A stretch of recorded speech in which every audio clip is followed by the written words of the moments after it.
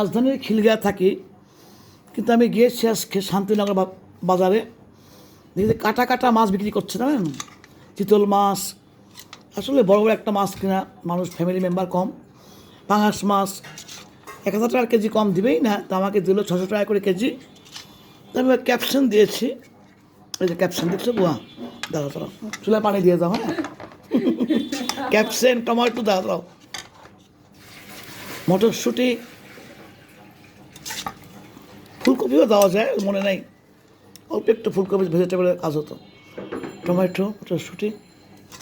তো রান্না কেমন হয়েছে? খুব ভালো। শান্তিনগর বাজারের মাংসগুলি কি ভালো! আমরা যে খাসির মাংস কিনি মালিবাগ থেকে, ভালো না এগুলা।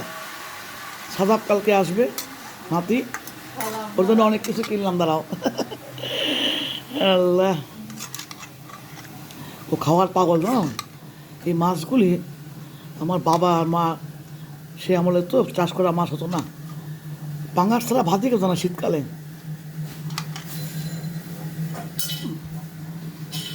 তখন তো ফ্রিজ ছিল না, বাজার করতাম 2 বার, জানো, মানে একবেলা মাংস আর একবেলা বড় বড় মাছ। আমার শ্বশুরও নাকি তাই ছিল। ভোজন বিলাসী ছিল আমার ডাক্তার পিতা।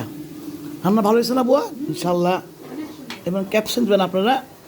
এখন ক্যাপসিন কি সস্তা জানেন, অত 60 টাকা করে কেজি। ধনে পাতার ক্যাপসিন, ধনে পাতার নামাজ সময় দিবেন।